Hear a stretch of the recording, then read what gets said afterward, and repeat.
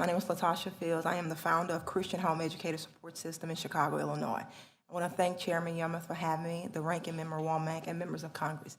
It's a blessing to be here today. I have been married to Ronald Fields II for 13 and a half years. We are home educators of 4 wonderful children. I have 2 girls, 22 and 3, and 2 boys, 12 and 9. My husband and I are both born and raised in Baton Rouge, Louisiana. I spent 33 years there before I came to move to Chicago, Illinois, 7.5 years ago to expand our evangelistic work. We serve as the overseers and pastors of our Report Ministries and Publication in Chicago. I am also the founder of Christian Home Educator, which is a homeschool academy, and Christian Home Support System, which is our support group. These are evangelistic outreach ministries to serve and support the families of the city of Chicago and surrounding communities. We provide assistance, resources about home education, cooperative educational and recreational resources, curriculum and parental rights issues, and much more. Our mission is to empower parents to take back the responsibility of educating their children.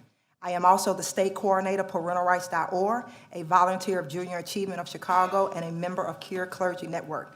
I also have over 19 years of entrepreneurial experience, with 14 of those years being consecrated in the real estate industry and several certifications in property management and nonprofit housing.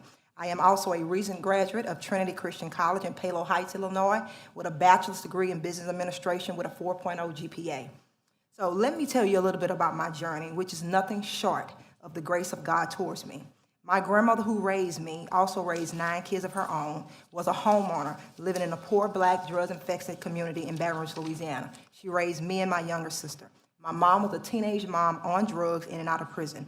My grandmother was a strong woman, hardworking woman. She showed tough love and had amazing independent work ethics. So I basically grew up in the typical Black stigma community surrounding me: the lack of motivation for education, promiscuous behavior, drugs, crime, and some on welfare. In spite of the circumstances that surrounded my childhood, I was one that often fought against the odds. I had a love for education. I never did drugs and I never committed a crime. But however, I did fall into promiscuous behavior, and at the age of 17, I became a teenage mom. This was the turning point of my life. I will never forget the day that I found that I was pregnant. I went into a Planned Parenthood in my neighborhood. I was devastated, I was frightened, and I was scared, because I was one of those kids that excelled in school, was popular in school, played sports, was on the homecoming court. You name it, I was in it. So basically, I kept myself from the normalized behaviors that plagued the Black community. So becoming pregnant was embarrassing to me. I didn't want to be like the rest. I had always strived to be better. I didn't want to be like the social norm. I didn't want to be another statistic. I didn't want to be the 72% of moms raising a child single. So while waiting for the results of my pregnancy test, I was crying and I was thinking how I had ruined my life.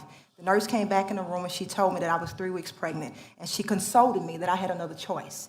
I had a choice to abort my baby.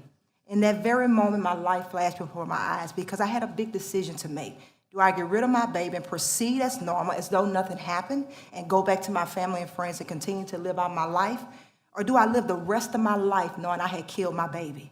Do I keep my baby and face the challenges that lie ahead of me and press past the shame, the regret, and the disappointment? I chose the latter.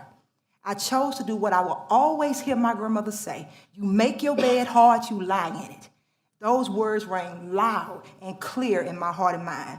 Yes, we did this. No one else is responsible for the choice we made. I must take responsibility for my actions and live with it. Live the best possible life I can, give my child the best possible life I can, finish high school, go to college, and make something of myself. I decided, in spite of my teenage pregnancy, that I would continue to press past the popularized social norms of the Black community. I worked hard. I graduated from high school 5 months pregnant. During my teenage years, I worked at Burger King. I was a part of an entrepreneurial program that we had. I worked there throughout my high school years, from 15 till I graduated. But I was a mom, so I had to continue working at Burger King to provide for myself and my baby. I lived with my grandmother for several months after I had her, and she encouraged me to get on food stamps, to receive WIC, and to receive child care assistance. During this time, she also helped me to get my first apartment. After about 9 months of renting, the real estate company asked me, did I want to buy a house? I was shocked. I was excited. I went through the first-time home buyers program, and I purchased a 3-bedroom, 1-bath house at 18 years old. After 2 years of being on food stamps, I found myself increasingly growing to hate the program. I felt awful while I was on the program. It was such a level of disrespect and deprivation. I couldn't take it any longer. I removed myself from the food stamp program, but however, due to me working and going to college, I had to remain on child care assistance. After having my baby in 1996, buying my home in 1997, the same real estate company offered me a job. I became a secretary, later a rental assistant manager, and later in December 2005, I became a licensed real estate agent. However, from 1996 to early 2005, I was a single mom, working hard, working 2 jobs sometimes, going to college and maintaining honors. By November 2004, I gave my life to Christ. Met my husband. We got married October 2005. After becoming a Christian, I became an ordained minister. My faith began to challenge and propel me to work for families and kids and tackle the problems that plague the Black communities. I lived it, and I wanted to reverse the plague. I had begun and purposed in my heart that I would become that change and advocate for my family and friends. In 2006, I felt compelled by God to take more responsibility for my daughter's education. I took her out of the public education in the 4th grade, and I wanted to give her a Christian education by homeschooling her. So we did. My husband and I did not know what that would entail, but we obeyed God. Later, in 2007, we opened up a Christian homeschool academy as an extension of our evangelistic work. My husband and I are now homeowners in Chicago, Illinois for the last 3 years. My husband is the owner of his own barbershop in the South Shore community in Chicago for the last 5 years, and we are continuing our ministerial work with our Christian school and our co-op group to support the families in the city of Chicago. Mr. Fields, if you could wrap it up, your time is considerably over, so you can wrap it up. You can make a concluding statement. Oh, wrap it up, okay. And one more point, that we graduated our oldest daughter, she's 22, from being homeschooled all the way to 12th grade. We graduated her from our homeschool academy, and now she just walked across the stage from the University of Bridgeport with a degree in nutritional science with a 3.1 GPA from being homeschooled. Thank you. I'm a little frustrated because I heard a lot about love. And one thing that I know is it's not because of the lack of love that we're not able to feed our children. It's not because of the lack of love that we are able to house people. It's not the lack of love that we are unable to save people from dying because they don't have health care. It's not because of lack of love that you were able to finish college because you got help with childcare. Love has nothing to do with this, and if you want to bring love into this, you got to bring radical love, because radical love means that we radically love every single person within our communities to make sure that we are providing for them the basic rights as humans. That's what love is. And that's the godly thing to do. So if we want to talk about faith, we also have to remember that we can't pray our problems away. Exactly. You can't pray for your children to be fed, so you're not crying because they're crying and they can't go to bed. You cannot pray for your medical bills to disappear. You cannot pray for the mold to stop poisoning your children in the classrooms. The other thing that frustrates me is people who have experienced poverty, who have gotten the straps for their bootstraps, who sit and talk about how we shouldn't do anything for the next person.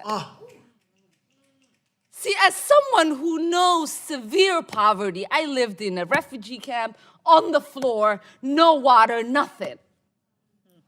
And I hear somebody say, here in the United States, they're fine with their grandparents not having running water? And that's supposed to be okay? Or we hear someone say, it was a choice made up to me to have my children and not be like the other black people who get to have children out of wedlock. We don't get to have those kind of conversations. The conversations we get to have is how we are responsible for fully funding our schools so all of our children have the opportunities we have as we sit in this room.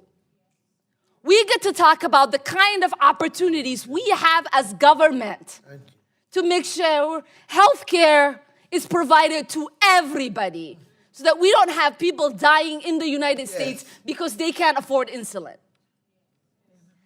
conversation we get to have is making sure that there are no children going to sleep hungry or being shamed in classrooms and in lunchrooms because their families don't have enough money to pay for their lunch. The conversation we get to have about the kind of poverty we have in this country is the kind of poverty that says it is okay for us to take photo pictures with veterans and be okay with the fact that they're sleeping on the streets here in the United States. So as an immigrant, as someone who came to this country, hearing about American exceptionalism and prosperity, I am appalled that we get to sit here and have conversations as Americans about being the most charitable country in the world and not being charitable enough to house our homeless, feed our children, care for our veterans. What is charitable about that?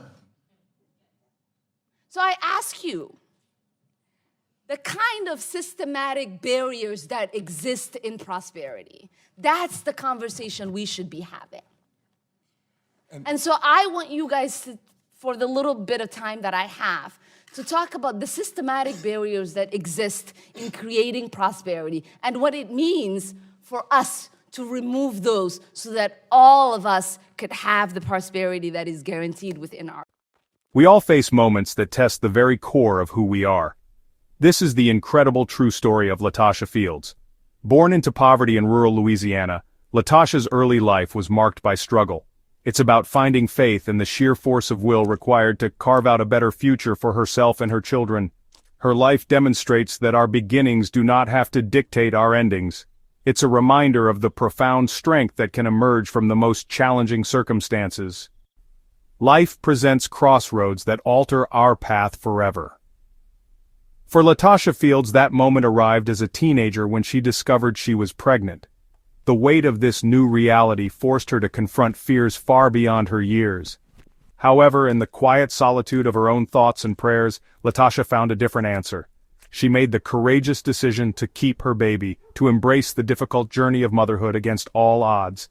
This was her turning point, a declaration that her life would be defined by hope. With her decision made, Latasha transformed her life, guided by faith and tireless action. She worked hard to provide for her baby, driven by love to prove her choice was right. Latasha understood the importance of education and finished her schooling despite challenges. Each diploma symbolized her resilience. As her family grew, so did her dedication. She chose to homeschool her children, creating a legacy of hope through hard work and faith. She became a leader, inspiring others by forging a path for herself and the next generation. In 2019, Latasha Fields testified before Congress, sharing her story of overcoming hardship. She spoke of faith, personal responsibility, and hard work. Congresswoman Ilhan Omar acknowledged Latasha's resilience, but argued that systemic barriers still exist for many. She advocated for supportive social structures to ensure basic needs are met. This created a dialogue between individual success and the need for systemic change.